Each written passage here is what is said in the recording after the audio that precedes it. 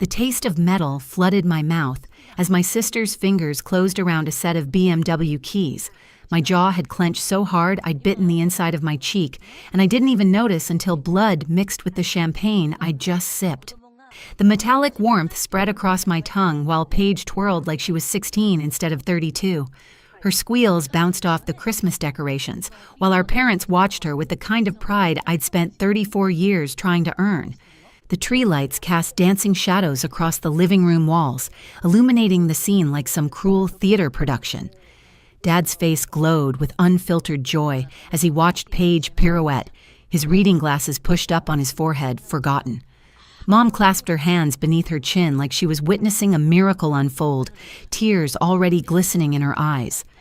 The car sat in the driveway, visible through the bay window, a glossy white testament to parental devotion, complete with an enormous red bow that probably cost more than what they'd spent on my entire Christmas. My own gift sat in my lap, a plastic piggy bank shaped like a cartoon character I'd outgrown before I could drive. The price tag they'd forgotten to remove curled slightly at the edge. The adhesive yellowed with age. $1.99. My name is Megan. I'm 34 and I'm a senior structural engineer. This is the story of how I finally learned what I was worth. "Open it," Mom urged, gesturing toward the small rubber stopper on the bottom. Her voice carried that particular brightness she reserved for moments she considered magical. Moments that never seemed to include me.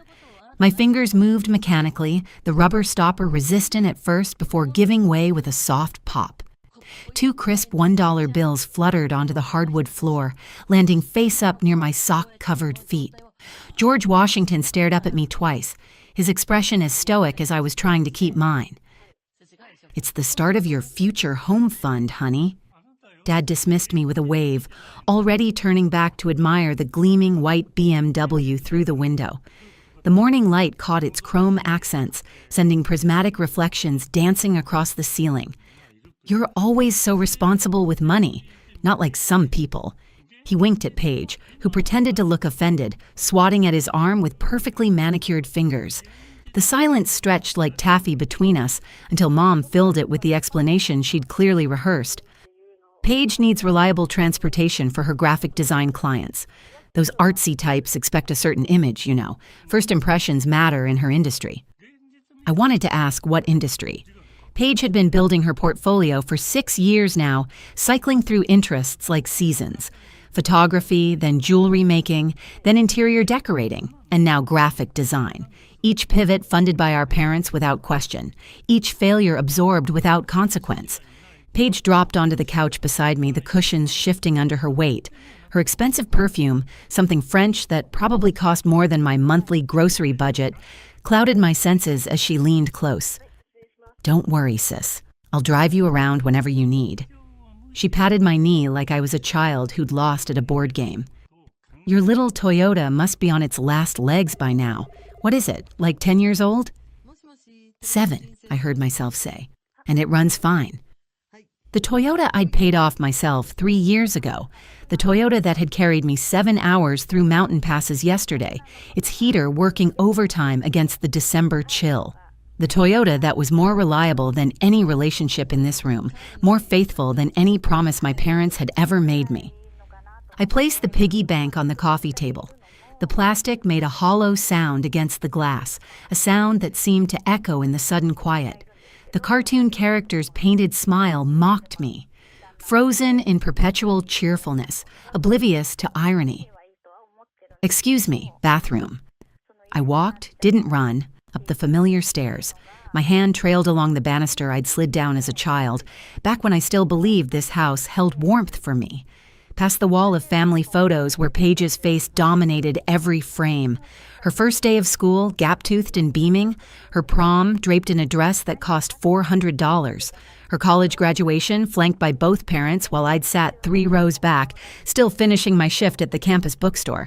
My photos existed too, but smaller, tucked into corners, afterthoughts in the narrative of our family.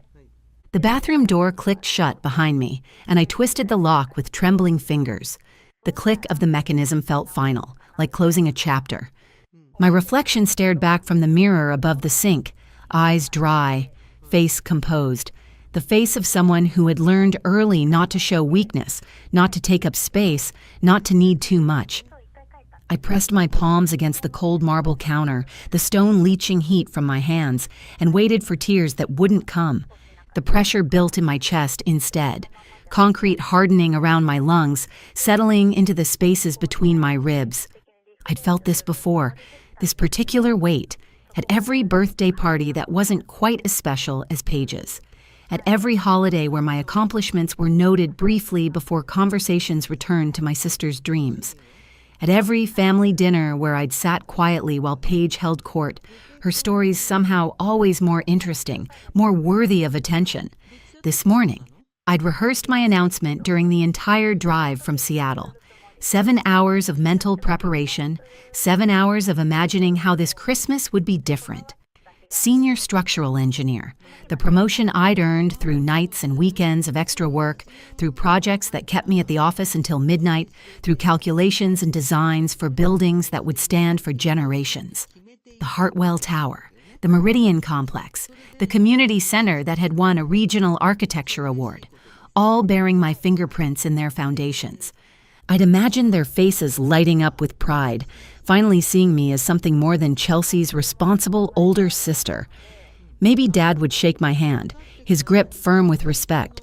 Maybe Mom would cry happy tears and ask me to tell them everything about the new role. Maybe for once I'd be the one they celebrated. Instead, I got $2. I pressed my forehead against the cool mirror, my breath fogging the glass. In the condensation, I traced an invisible line with my finger. A single stroke, then nothing. Just like me in this family, present but barely visible, there but not seen. At 2:17 a.m., I finally sat up in my childhood bed, the springs creaking in protest. The glow-in-the-dark stars I'd stuck to the ceiling when I was 8 still clung there, faded now to pale green ghosts of their former brightness. From downstairs, Paige's laughter drifted up through the heating vents as she planned road trips in her new car with our parents. Their voices carried, excited, animated, alive in a way they never were when talking to me. "We could drive down to Big Sur," Paige was saying. "Stop at all those little coastal towns."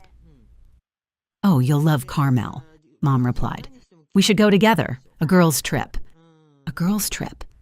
Not once in 34 years had my mother suggested a girls' trip with me. I packed in darkness, moving quietly across the creaking floorboards I knew by heart. The faded stuffed bear from Grandma, the one person who'd ever made me feel chosen, went into my suitcase first, then my college photo album, heavy with memories of the first place I'd ever felt like I belonged, the wooden box containing my first professional blueprint, the one my mentor had helped me draft, his pencil mark still visible beneath my own lines. The expensive gifts I'd given my family over the years stayed where they were. The leather briefcase for Dad that had cost 2 weeks' salary. The silver bracelet Mom had admired in a Seattle boutique window. I'd gone back 3 times before finally buying it. The professional camera lens Paige had casually mentioned wanting. The one I'd researched for hours to make sure I got exactly the right model. They were never about gratitude anyway. They were about trying to buy what should have been freely given. The house was silent as I carried my suitcase down the stairs, each step deliberate and soft. My house key sat cold in my palm for a moment, the brass worn smooth from years of use. I placed it on the kitchen counter beside the coffee maker that would brew in 3 hours, right where Mom would see it when she came down for her morning routine. They'd made their choice. Every piggy bank and overlooked achievement an empty seat at my graduation. They'd been making their choice for 34 years. Now I was making mine. The front door closed behind me with barely a whisper. The December air hit my face like a slap, sharp and clarifying. My breath plumed white in the darkness as I loaded my suitcase into the trunk of my faithful Toyota, the car they found so beneath mention. Highway lights blurred into halos as I drove south through the sleeping city, then beyond into the darkness between towns. My windshield wipers battled thickening snow while the dashboard clock read 3:42 a.m. Christmas morning. The irony wasn't lost on me.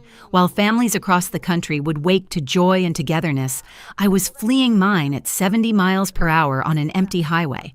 Bing Crosby crooned about white Christmases from the radio, his warm voice filling the car with memories of better times that had never actually existed. I twisted the volume to silence. Some lies are easier to believe when they're set to music. The miles accumulated beneath my wheels, each one putting distance between me and Portland, between me and the family that had spent 3 decades teaching me I was less than. The snow fell heavier now, blanketing the world in white, erasing the landscape into something new and undefined. Like me, I thought. Undefined. Free to become something other than what they'd decided I should be. Around 6, my phone buzzed against the center console. Mom's face lit up the screen. The photo from 3 Christmases ago when she'd been laughing at something Paige said. I let it ring, already knowing what the voicemail would contain. I was right. Her voice, crisp and practical, filled the car through the speaker. Megan, it's Mom. Did you remember to pay the electric bill for the cabin before you left Seattle? I can't find the confirmation email. Call me back. Not, are you safe? Not, where did you go? Not, please come home. Not even Merry Christmas. The electric bill. For the cabin they'd bought as a family retreat. The same cabin Paige used for Instagram photo shoots, the one I'd visited exactly twice in the 5 years they'd owned it, because my work schedule was always too demanding to accommodate family trips. A semi-truck passed, spraying slush across my windshield. For 3 terrifying seconds, I drove blind, the world reduced to gray static. My hands gripped the steering wheel so hard my knuckles ached.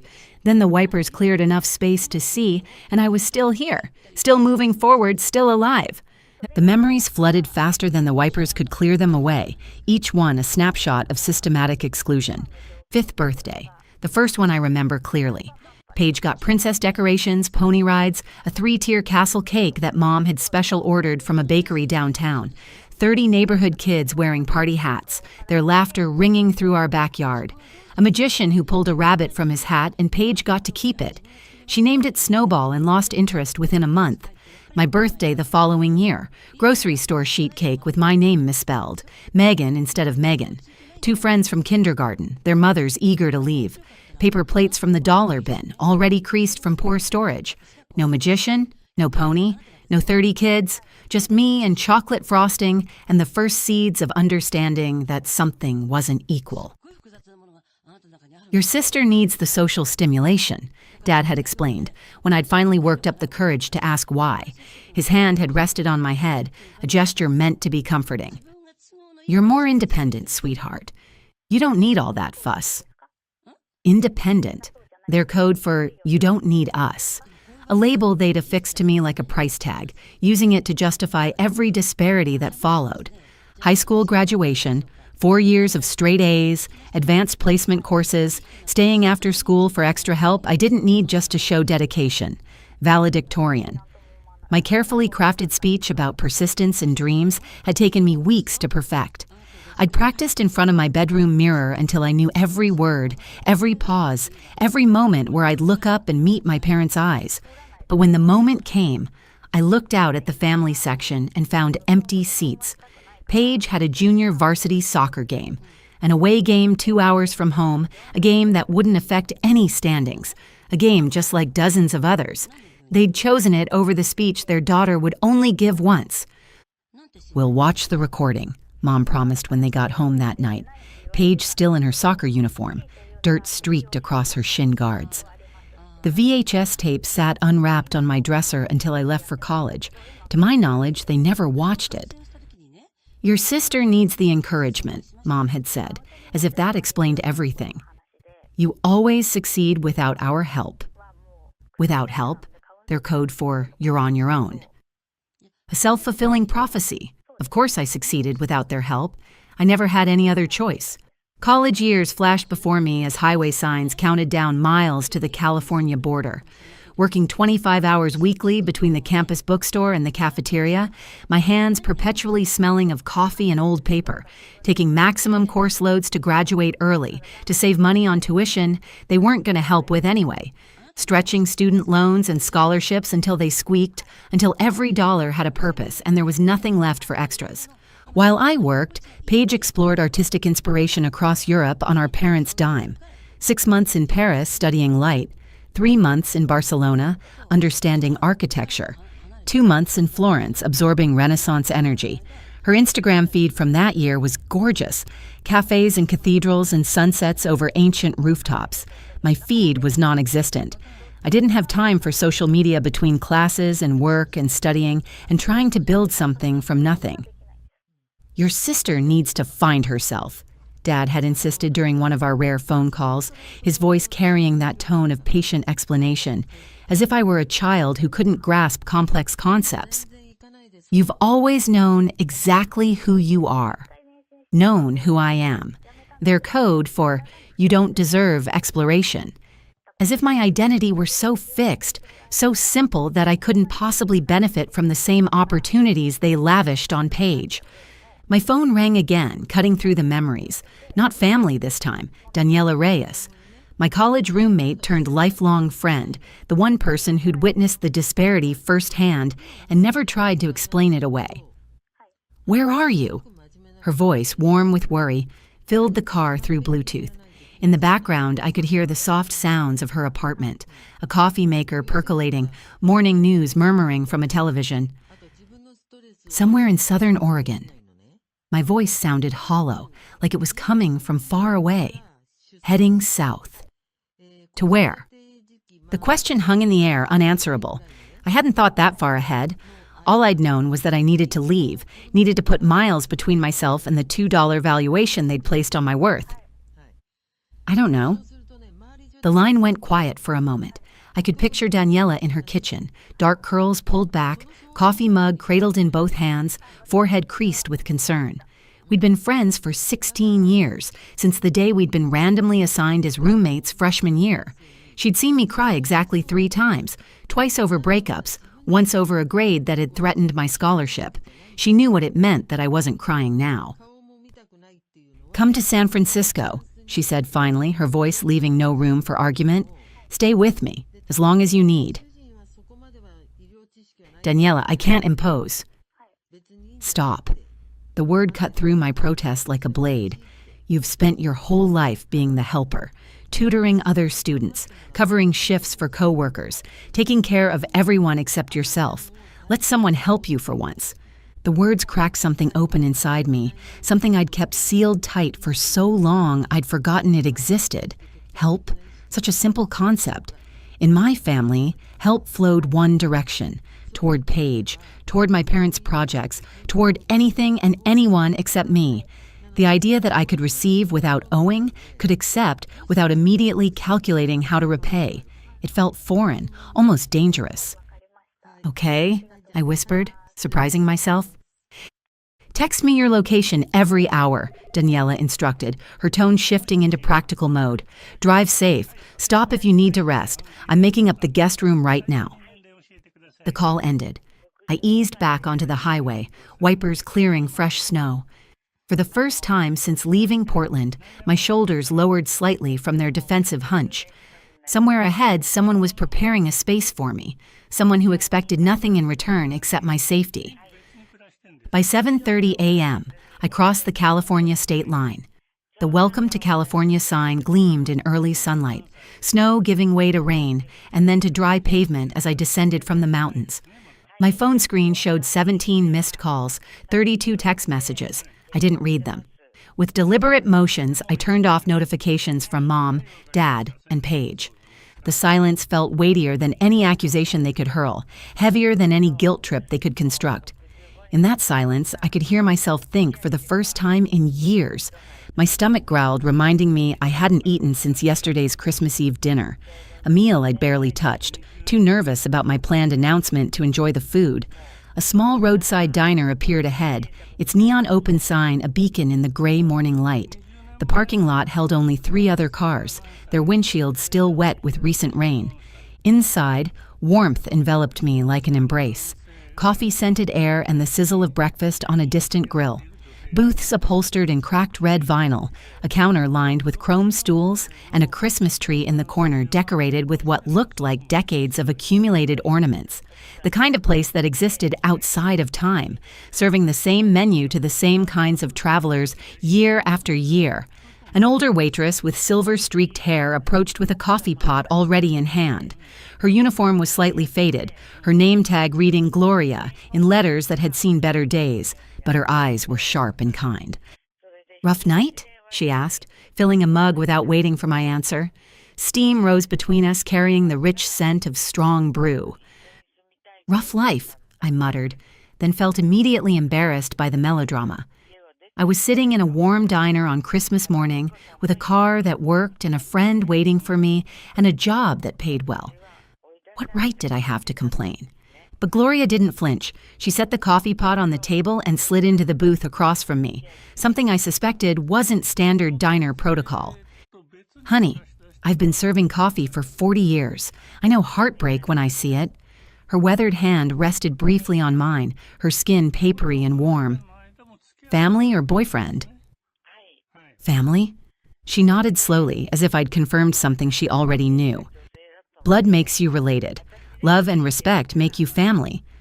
She let the words settle before sliding a menu toward me. "The special's good today. Comes with extra bacon." I ordered the special. Eggs, hash browns, bacon, toast, and wrapped my hands around the coffee mug, letting its heat seep into my palms. Gloria's words echoed as I watched snowflakes begin to fall again outside, dissolving against the window glass like tiny prayers. "Blood makes you related. Love and respect make you family." For 34 years, I'd been related to the Garrett family. I'd shared their last name, their holiday tables, their chromosomes. But love? Respect? Those had been rationed, measured out in doses calibrated to remind me of my place. Perhaps it was time to find out what being part of a real family felt like. The food arrived more than I'd expected, arranged on a plate with care that seemed personal rather than professional. I ate slowly, tasting each bite, and when I left, I placed a $20 bill under the empty mug. 3 weeks later, I stood in Daniela's spare bedroom in San Francisco, staring at my phone as it vibrated against the nightstand for the 13th time that morning. Dad's number again. I counted to 10 before silencing it, adding his call to the growing cemetery of voicemails I refused to resurrect. The first week, their messages held confusion. "Where are you?" "Your bed wasn't slept in. Call us back." The second week brought manufactured concern. "We're worried about you." "This isn't like you. Please let us know you're okay." Now, in week 3, they'd evolved into something darker. Manipulation wrapped in parental authority, guilt trip dressed in loving words. I pressed play on Dad's latest voicemail, holding the phone away from my ear as if distance could soften the impact. "Megan Elizabeth Garrett."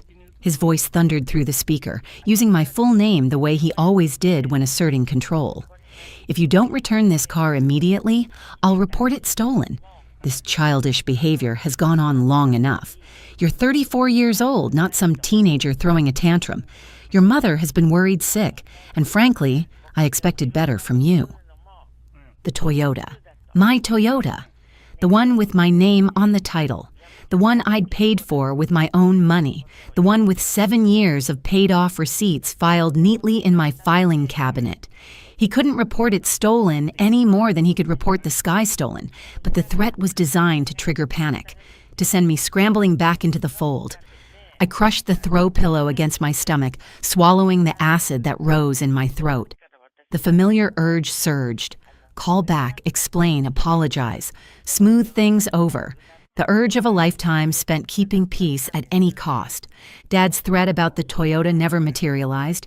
He couldn't report a car stolen that was legally mine, with my name on the title and 7 years of registration records. The bluff had been designed to trigger panic, and its failure must have frustrated him. Mom's message followed, playing automatically. "Megan, honey, it's Mom." Her voice wobbled with practiced fragility. "The doctor says my blood pressure is dangerously high because of the stress you're causing. Is that what you want? For me to end up in the hospital because you're being selfish? All we want is to know you're safe. Is that too much to ask? Please, sweetheart, think about what you're doing to this family. Stress I was causing. As if my absence were an assault rather than a response to assault. As if removing myself from a situation that caused me pain was somehow a violent act against them." I deleted both messages without responding, though my finger hovered over the callback button longer than I cared to admit. The muscle memory of compliance was strong, built over decades of practice. My temporary sanctuary in Daniela's spare bedroom felt both foreign and familiar. The walls were painted a soft terracotta that caught the morning light, warming the space in ways my Seattle apartment never did. A small desk sat beneath the window, facing a courtyard where an ancient fig tree spread its branches.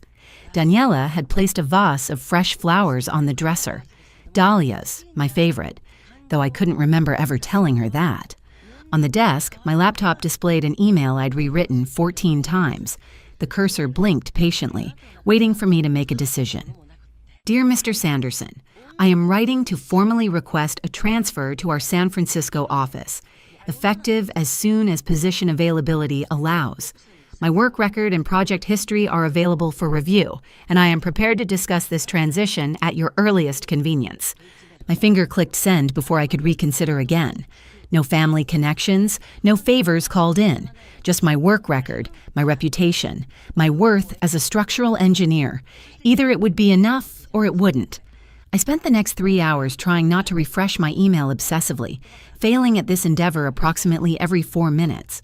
Daniela brought me tea at noon, then lunch at 1, then a gentle suggestion at 2 that perhaps staring at my inbox wasn't the healthiest coping mechanism. At 3:47 p.m., the approval arrived. Dear Ms. Garrett, we are pleased to approve your transfer request to our San Francisco office. Your contributions to the Seattle team, particularly your work on the Hartwell Tower and the Meridian Complex, have been exemplary. The San Francisco office is fortunate to have an engineer of your caliber joining their team. Please coordinate with HR regarding start date and logistics. We look forward to your continued excellence. Just like that. As if I'd always been capable of creating my own path, of being valued for what I contributed rather than discounted for who I was related to. You got it. Daniela appeared in the doorway, reading my expression. Her dark curls framed a face lined with genuine happiness. Not the performative joy I was used to, but something real and warm and entirely for me. I start Monday, I confirmed, the words feeling strange in my mouth. Good strange, new. Daniela grinned, bouncing on her heels. Already called Andrea from my book club. She manages apartments in the Mission District, rent-controlled, safe building, 20-minute walk to your new office. She's holding a 1-bedroom for you until tomorrow. You didn't have to. I wanted to. She cut me off, dropping onto the bed beside me. The mattress dipped under her weight, and she turned to face me directly. Friends help friends. No strings attached, no scorekeeping, no balance sheet of favors owed. Novel concept for you, I know. I wanted to protest, to insist on paying her back somehow, to calculate the debt I was accumulating. But the words stuck in my throat, blocked by something that felt suspiciously like tears. I made you an appointment, too, she added softly, sliding a business card onto my laptop keyboard. Tuesday at 4. The card read, Patricia Harrison, Ph.D., Family Systems Therapy.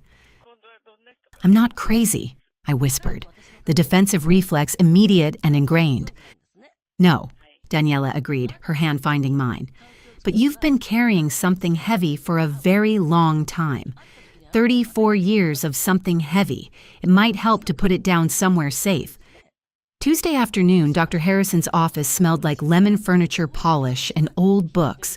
The walls were lined with shelves, each one packed with volumes whose spines showed the wear of actual reading.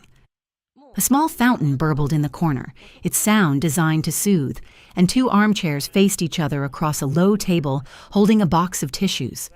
Dr. Harrison herself wore reading glasses on a beaded chain and sensible shoes that made no sound on the thick carpet.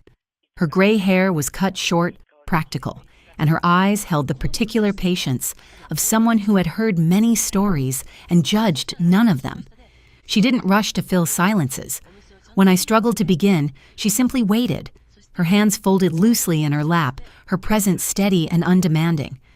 The clock on her wall ticked softly, marking time I was paying for and couldn't seem to use. Take as long as you need, she said finally. We're not going anywhere.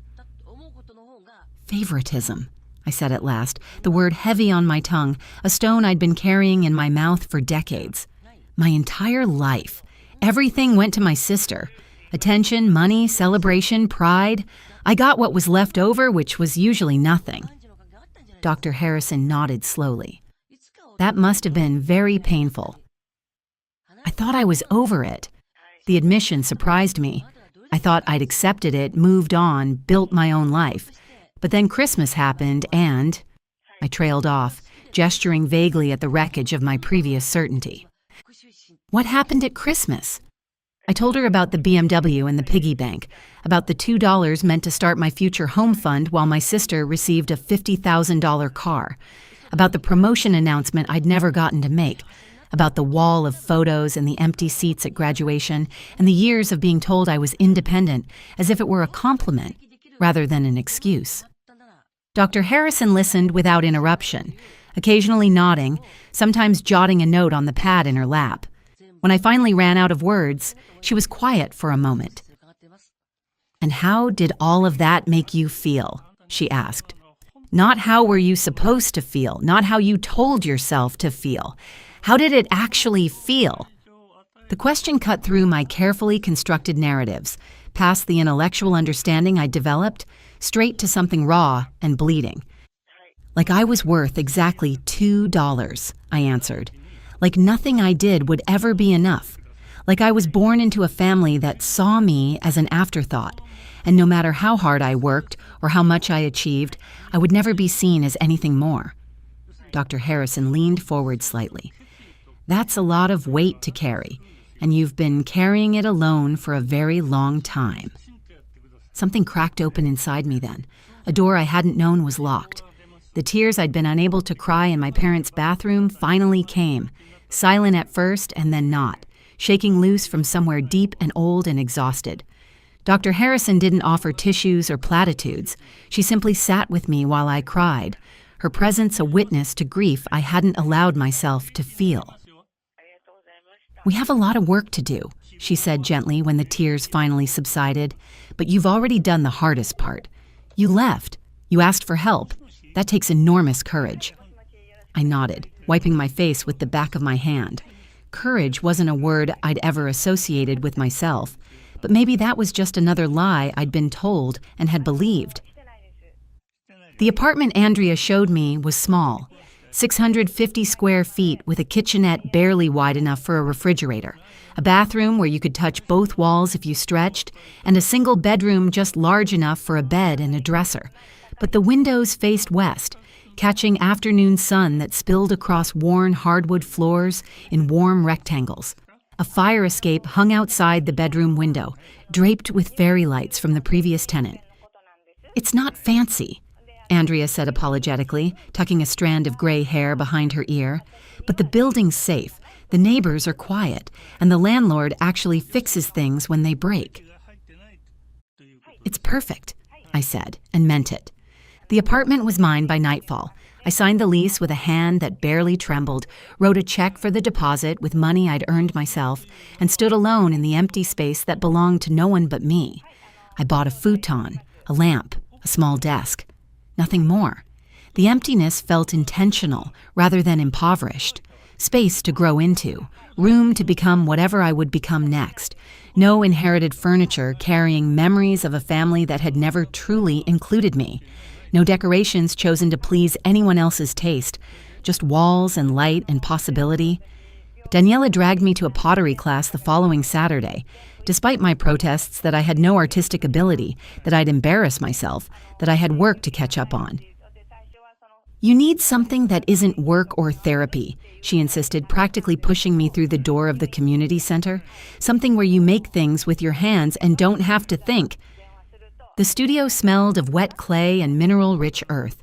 Wheels lined one wall, shelves of greenware and glazed pieces lined another, and a kiln hummed quietly in the corner like a sleeping dragon. The instructor, a woman with silver hair and paint-spattered overalls, welcomed us without ceremony. My hands sank into the cool clay, feeling it yield and resist simultaneously. It was harder than I'd expected, more demanding. The wheel spun and the clay wobbled, and my first 3 attempts collapsed into shapeless lumps. The instructor stood behind me, watching my 4th attempt begin to go sideways. "Don't force it," she murmured, her voice calm and unhurried. Listen to what it wants to become. The clay has its own ideas. Your job is to collaborate, not control. Something in her words resonated beyond pottery. I'd spent my whole life trying to force myself into shapes that pleased others. The responsible daughter, the independent achiever, the one who didn't need anything. Maybe it was time to stop forcing and start listening. By class end, I'd created a small, imperfect bowl with uneven edges and a slightly lopsided rim. It was far from beautiful. The walls were too thick in places, too thin in others. One side dipped where I'd pressed too hard, but it was mine. Created by my hands. Imperfect and authentic, and entirely mine. Same time next week? Daniela asked as we walked to her car, the bowl wrapped in newspaper and cradled in my arms like something precious. Same time next week, I agreed. The first video call with my family came 4 weeks after Christmas. I answered on the third ring, steeling myself against the familiar surge of guilt that their faces triggered. They'd arranged themselves strategically. Dad front and center, Mom slightly behind him, a united front of parental displeasure framed by their tasteful living room. "Where have you been?" Dad demanded immediately, his face filling the screen, red with indignation. "Your mother has been worried sick. We've called dozens of times." I know, I saw the calls. "And you didn't think to respond? To let us know you're alive?" I needed space. "Space?" Mom pushed into frame, her face arranged in wounded confusion. "Space from what? From your family? From people who love you?" The old pull tugged at my chest, strong as a riptide. Apologize, placate, smooth it over. Be the good daughter, the easy one, the one who doesn't cause problems. The roles were so well worn, so automatic. But Dr. Harrison's words echoed. Your feelings are valid. Their reactions belong to them, not you. You are not responsible for managing their emotions. San Francisco, I said instead of apologizing. I transferred offices. I live here now. The silence that followed was delicious. You transferred offices, Mom repeated slowly, as if I'd announced I'd joined a cult. Without discussing it with us first, without even telling us you were considering. I'm 34 years old, I interrupted gently. I don't need permission to make career decisions. How could you be so inconsiderate? Mom's voice rose, the familiar wobble entering it, the one designed to signal that I'd wounded her deeply. After everything we've done for you? Everything they'd done for me. $2 in a piggy bank, empty seats at graduation, the message, repeated 1,000 times in 1,000 ways, that I was less than. I needed space, I said again, from feeling invisible, from being valued less than Paige, from trying to earn love that should have been freely given. Mom's tears arrived on cue, right when I expected them. How can you say such hurtful things? We've always loved you both the same. I have documentation that says otherwise. Photo albums, bank records, 34 years of evidence. Dad's face went very still. I don't know what you think you remember, Megan, but you're distorting things. You've always had a tendency to be dramatic. Gaslighting. Dr. Harrison had taught me the term, making someone question their own perceptions, their own memories, their own reality. I'd experienced it so often I hadn't recognized it as a tactic. I'm not responsible for your feelings anymore, I told them. I'm responsible for mine.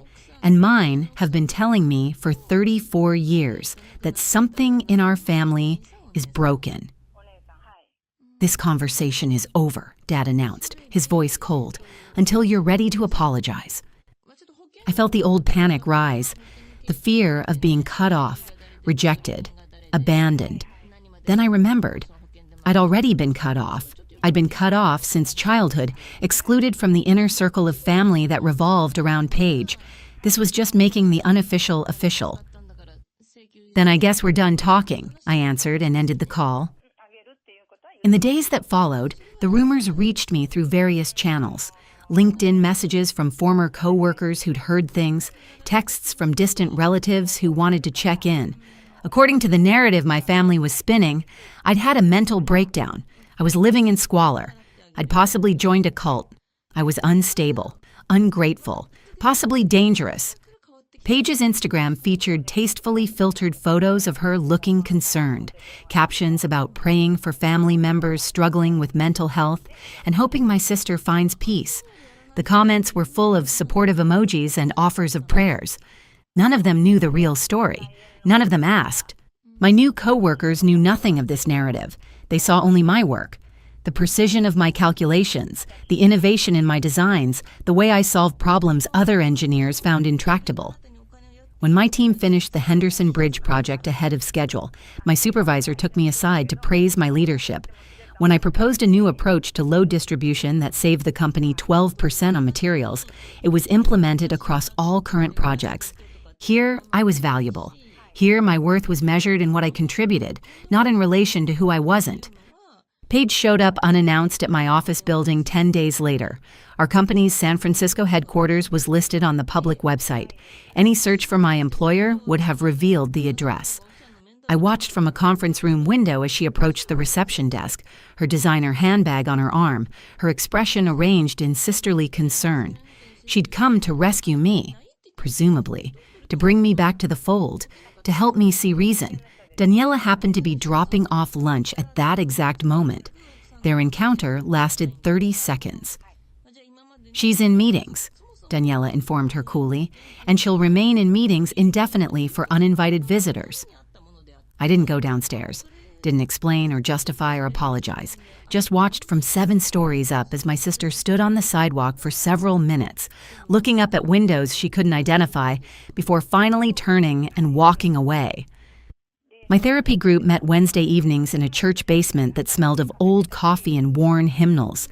8 strangers connected by similar wounds. People whose families had taught them they were less than, who had spent years trying to earn love that should have been freely given, who were slowly learning that they deserved better. Raymond was 60, an accountant who hadn't spoken to his brother in 20 years. His family had chosen the brother in a dispute over their parents' estate, and Raymond had finally chosen himself. "Family doesn't get a pass just because they're family," he said during my 3rd session, his voice rough with hard-won wisdom. "Love without respect isn't love. It's possession. It's conditional approval dressed up in pretty words." Miranda was 42, a teacher whose mother had spent decades telling her she was fat, ugly, and would never find a husband. She'd found a husband, then lost him because she couldn't believe anyone would actually want her. She was learning to want herself first. "We weren't the problem," she told me once during coffee after a session. "They made us think we were the problem because it was easier than examining themselves. But we were just kids who deserved to be loved." The words settled in my chest like truth, finally coming home. 6 months after Christmas, my apartment had transformed. Pottery lined the windowsills, each piece more refined than the last. Bowls and vases and small sculptures that traced my growing skill. A proper bed had replaced the futon, dressed in sheets I'd chosen because I liked them, not because they were practical or on sale. Artwork hung on the walls. Prints I'd bought at local galleries, pieces that made me feel something when I looked at them. The promotion to senior project manager came with a raise that ended any lingering financial anxiety. My team respected me. My supervisor trusted my judgment. I was building things that would outlast me. Bridges and buildings and structures that would shelter people for generations. On my bookshelf sat the plastic piggy bank. I'd filled it with $2 bills, one for each week of freedom. Not as punishment or bitter reminder, but as documentation. Evidence that I had survived. That I was more than the valuation they'd placed on me. Sometimes the smallest betrayals reveal the largest truths, and sometimes the largest transformations begin with the smallest acts of self-preservation, like walking out the door. The ivory envelope arrived on a Tuesday, slipping through my mail slot to land on the floor like a challenge. I knew what it was before I picked it up. The weight and texture unmistakable. Wedding invitation, thick cardstock, probably letterpressed. The return address showed my parents' home. Mom must have gotten my new address from the HR department when she called my old Seattle office, claiming a family emergency. Classic. Cousin Vanessa's wedding. My name in swooping calligraphy. Megan Garrett. No +1, just me. Expected to return to the fold unaccompanied, to perform the role of dutiful family member at an event where I'd surely be scrutinized for signs of the mental breakdown they'd invented. The envelope sat on my kitchen counter for 3 days, unopened. "What are you thinking?" Dr. Harrison asked at our next session. "I'm thinking I want to go," I said, surprising myself. "On my terms, to show them. No, to show myself. That I'm not afraid anymore." That's a significant change from where you were a few months ago. I've been hiding. The realization had come to me during a pottery class, my hands shaping clay while my mind wandered. Not physically.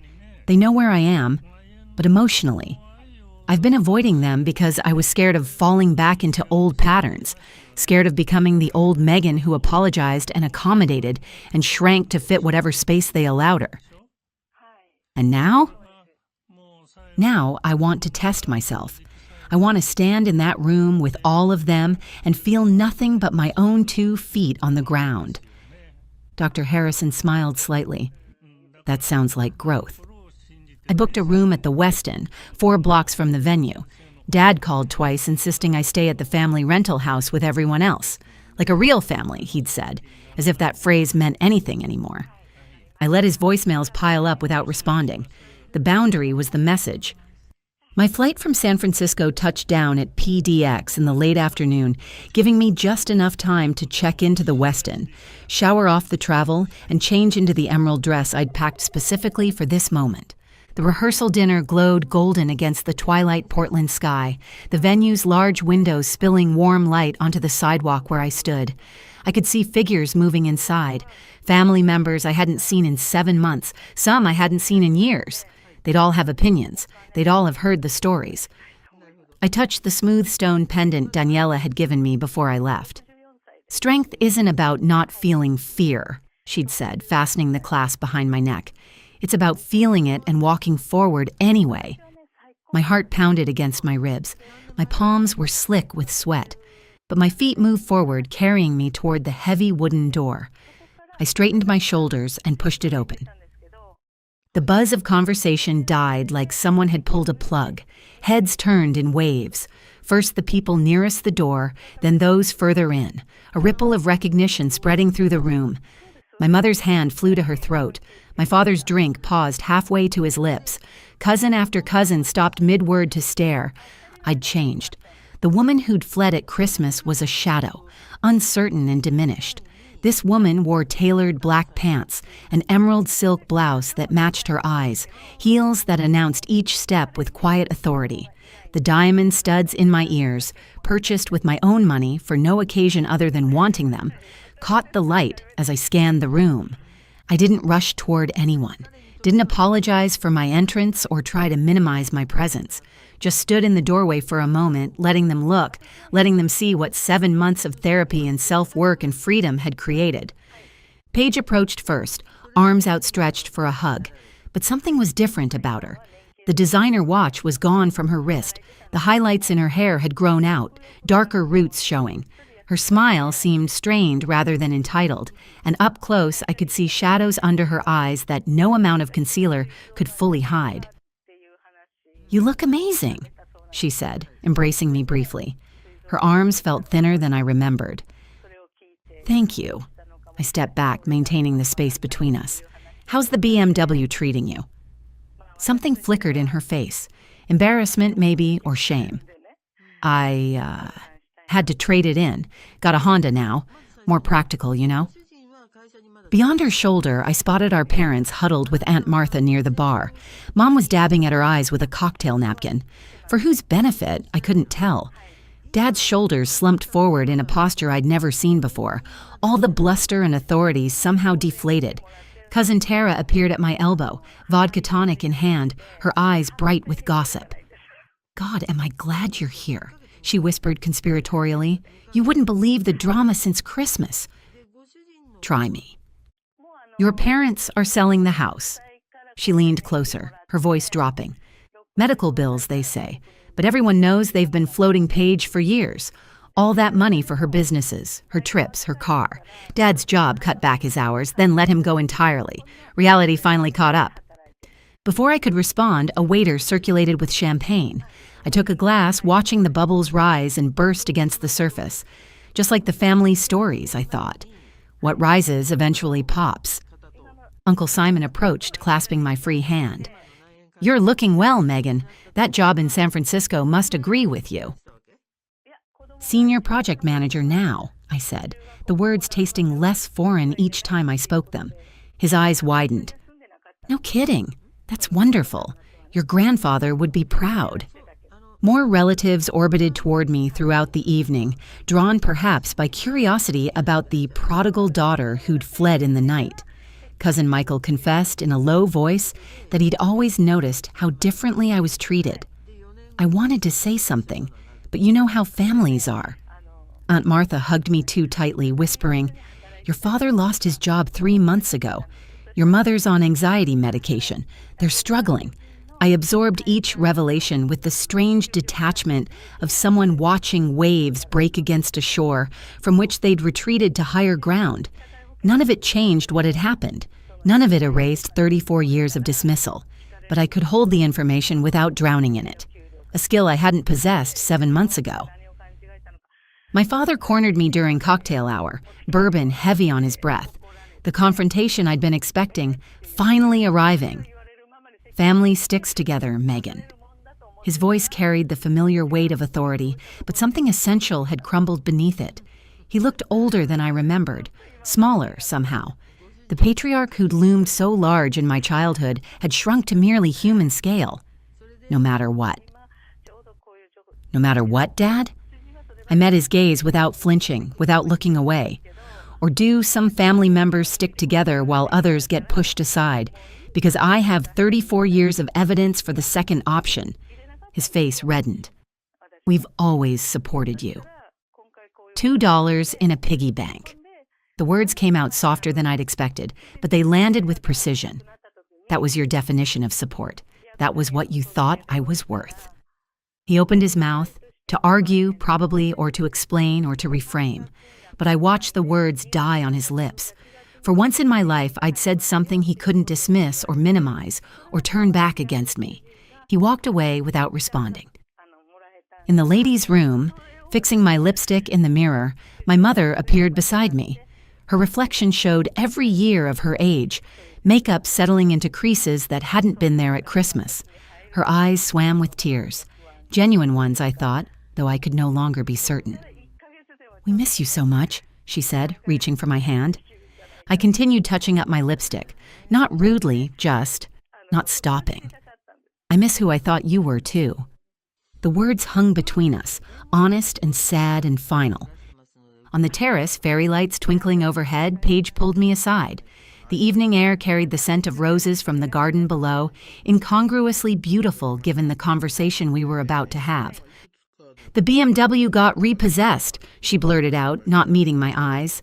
"I'm drowning in debt. $30,000 on credit cards, plus what I owe Dad from the business loan he co-signed. Design clients dried up. Turns out I'm not actually very good at graphic design, or any of the other things I tried." She laughed, brittle and short. "Dad can't help anymore. They're barely covering their own bills." Her voice cracked, and I watched her struggle to compose herself. "I don't know how to do this, Megan. I never learned how to stand on my own. They always caught me when I fell, and now there's no one to catch me, and I'm falling, and I don't know what to do." 7 months ago, I would have immediately offered solutions. Money from my savings, a place to stay while she got back on her feet, a budget I could help her create. I would have added her burden to my own collection without a second thought, would have resumed my role as the responsible one who cleaned up everyone else's messes. Instead, I placed my hand gently on her arm.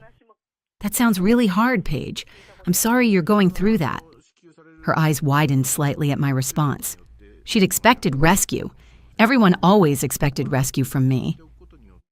"I can help you make a budget," I offered, and watched hope flare in her face. "I can show you how I learned to manage money when I had nothing. But I can't fix this for you. You have to do the work yourself. Compassion without rescue. Empathy without absorption. It was possible, I was learning, to care about someone's pain without making it your own to carry." The wedding day arrived golden and bright. sunlight streaming through the tall windows of the bridal suite at Magnolia Gardens. I stood among the other bridesmaids, a last-minute addition to the party after Vanessa's college roommate had canceled, watching my cousin transform from nervous bride to radiant woman. My dress was midnight blue silk, commissioned specifically for this occasion. 3 fittings to ensure it hung perfectly from my shoulders, skimmed my curves without apology. The color of power, not reconciliation, the color of a woman who knew her worth. "Megan, your parents are looking for you," Aunt Martha whispered, her fingers gentle on my forearm. "They're in the library. Said it's important." I knew this moment was coming. 7 months since I walked out of their Portland home, leaving nothing but a house key and a lifetime of resentment behind. They wouldn't let Vanessa's wedding pass without staging some kind of intervention. "Thanks, Martha. I'll find them after I help Vanessa with her veil." They mentioned something about a family emergency. Her eyes held concern, real or performed, I couldn't tell. Before the ceremony. Of course they did. Every conversation with my family was an emergency, a crisis, a situation requiring my immediate attention and accommodation. I helped Vanessa adjust her veil, smoothed an invisible wrinkle from her train, and took 30 minutes to make my way to the library. Let them wait. Let them experience just once what it felt like to not be the priority. The library door felt heavier than physics should allow as I pushed it open. The room was all dark wood and leather-bound books, the kind of space designed to convey importance and authority. My mother sat ramrod straight in a high-backed chair, tissues clutched in her hand like props. My father paced by the fireplace, his movements sharp and contained, energy he couldn't discharge. Paige stood by the window, wearing a dress that probably cost more than my first month's rent, though I knew now she couldn't afford it. A staged intervention, an ambush, really, timed to maximum emotional impact. "Megan, thank God." Mom rose, arms outstretched. "We need to talk as a family." I remained in the doorway. "The ceremony starts in 40 minutes. "Sit down, Megan." Dad gestured to an empty chair positioned to face all 3 of them, the defendant's seat in their improvised courtroom. "This can't wait any longer." I closed the door behind me but didn't move toward the chair. "I'm listening." Paige stepped forward, her rehearsed lines ready. "Megan, this has gone far enough. Dad lost his job 3 months ago." "Budget cuts," Dad interjected quickly, the same lie he'd been telling. "Mom's been seeing a therapist for depression," Paige continued, not acknowledging his interruption. "They're selling the house. This all started when you left at Christmas. You're tearing this family apart." The familiar guilt surged. Decades of conditioning triggering the automatic response. Apologize. Fix it. Make everyone feel better. Then it receded, like a wave pulling back from shore. Dr. Harrison's voice in my head. "You are not responsible for their emotions. Their choices led to their consequences." "I'm sorry about your job, Dad," I said, and meant it. No one deserves to lose their livelihood. "And Mom, I'm genuinely glad you're getting professional help." Their faces registered confusion at my calm response. "But I brought something to show you." I pulled a leather-bound photo album from my purse, the one I'd assembled over months, documenting what I'd always felt but had never proven. "We don't have time for," Dad started. "You called this meeting, so we have time." I walked to the couch and opened the album across the coffee table. The first page showed 2 birthday parties side by side, photographs I'd found in boxes in their attic years ago and copied. Paige's elaborate princess celebration, 30 children and pony rides and a 3-tier cake. My party the same year, grocery store cake, 2 friends, dollar bin decorations. "Remember these?" I flipped through pages of evidence. Christmas mornings where Paige's pile of gifts dwarfed mine. Graduation photos where she was flanked by both parents while I stood alone. Vacation snapshots from trips I wasn't invited to join. The pattern unmistakable. The disparity documented in color photographs and family records. "This is ridiculous," Dad blustered. "We always treated you girls equally." I pulled out a folder of financial records, documents I'd assembled from years of careful observation, amounts mentioned in overheard conversations, figures Paige had bragged about on social media, bank statements from the joint account I'd briefly shared with Dad during college before he removed me, and receipts I'd found while helping Mom organize her home office one Thanksgiving. My student loans, $67,000 that I'm still paying, Paige's education, fully funded, her year in Europe, $8,000, the down payment on her first apartment, $15,000, the startup costs for her photography business, her jewelry business, her interior design business, her graphic design business, a combined total of $43,000. I looked up. Want me to continue? The room had gone very quiet. That's not fair, Paige said, but her voice lacked conviction. You chose engineering. That was your decision. It was my passion, just like art was yours. The difference is my passion wasn't considered worth investing in. I pulled out birthday cards spanning 30 years, the ones I'd kept, unable to throw them away despite the pain they caused. The messages to Paige overflowed with affection to our precious princess, the light of our lives, our beautiful girl who can do anything. Mine contained practical advice. Work hard this year. Stay focused on your goals. Remember that success requires discipline. We always knew you'd be fine, Dad finally said, his defensiveness cracking like ice in spring. You were always so capable. There it is. The truth behind decades of disparity, finally spoken aloud. Being capable doesn't mean I deserved less love. Being responsible didn't mean I should carry everyone else's burdens. Being independent. I almost choked on the word. Didn't mean you could ignore me. Mom collapsed into tears. Genuine ones this time, or at least I thought so. We never meant to hurt you. Intent doesn't erase impact, I said, reaching into my purse one final time. The plastic piggy bank made a hollow sound as I placed it on the coffee table between us. The cartoon character still smiled its painted smile, oblivious and absurd. Dad stared at it. What is this nonsense? I removed the rubber stopper. Dozens of crisp $2 bills spilled out. Unusual currency. Eye-catching, each one representing a week of freedom, a week of learning my own worth. I've saved one for every week since Christmas, I explained. This isn't about money, it's about what you thought I was worth. You gave me $2 and a children's toy while giving Paige a $50,000 car. That's the ratio. That's how you valued us. Paige picked up one of the bills, turning it over in her manicured fingers. Her nails weren't perfect anymore, I noticed. Chipped polish, uneven lengths, small signs of struggle she'd never experienced before. I never realized how it looked from your side, she said quietly, and for the first time, I believed she might be telling the truth.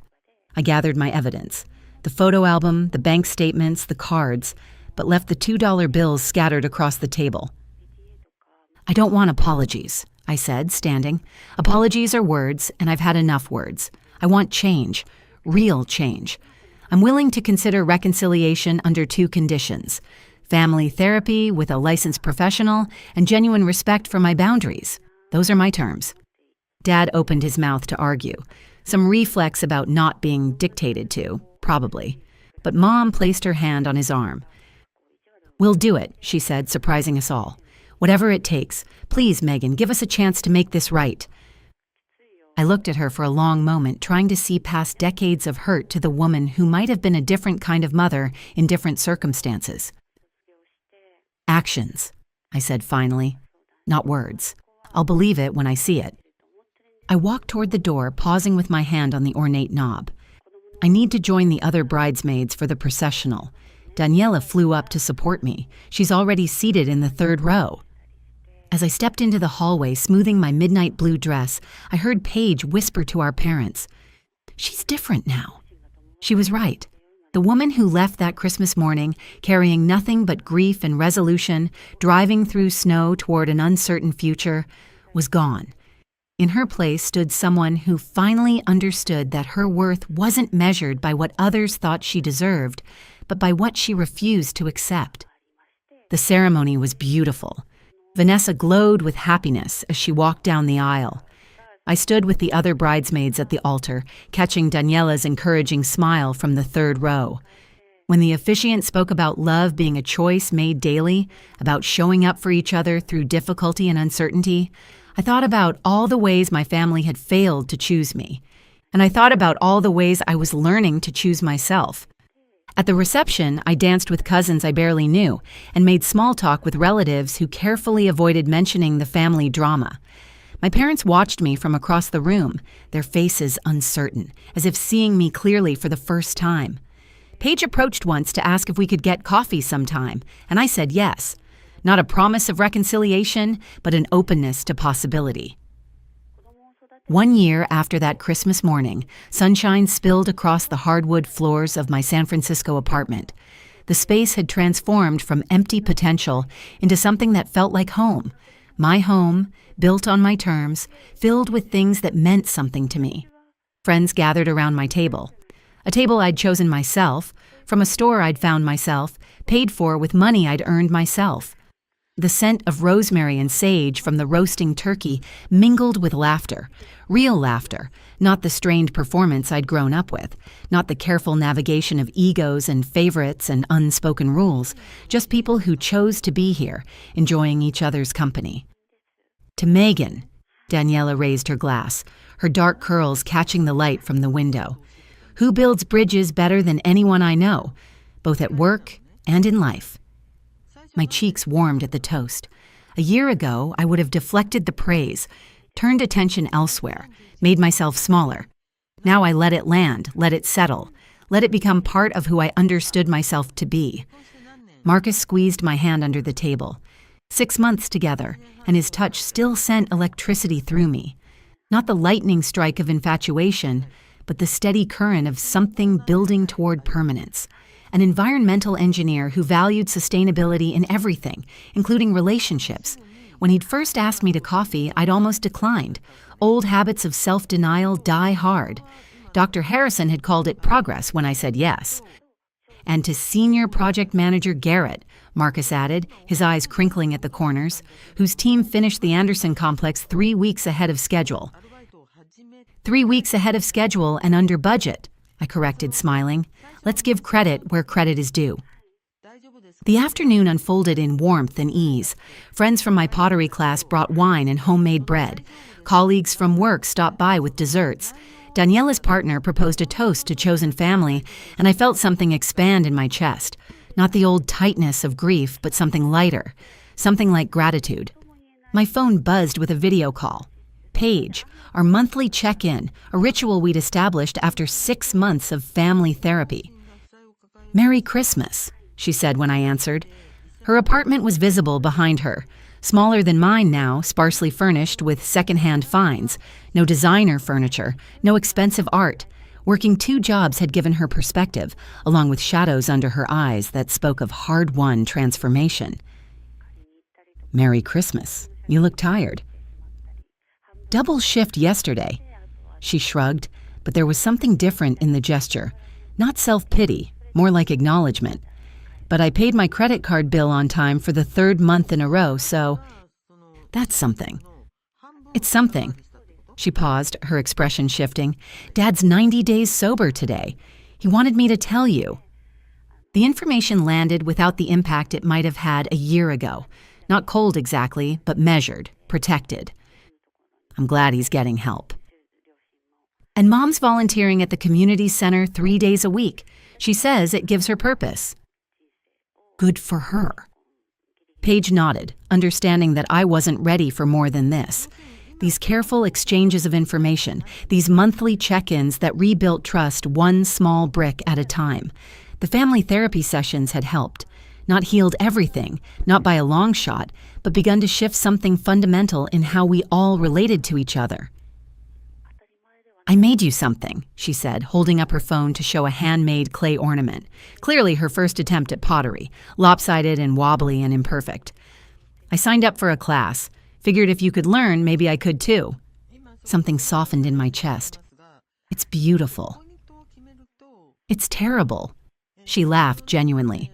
"But I made it myself. First thing I've ever made myself, mailing it tomorrow." After we hung up, another message arrived. Mom. A photo of my childhood dollhouse, the one I'd loved more than anything else I owned as a child, the one they'd kept in the attic after I outgrew it, promising to save it for someday. Found this while downsizing, her text read. It always belonged to you.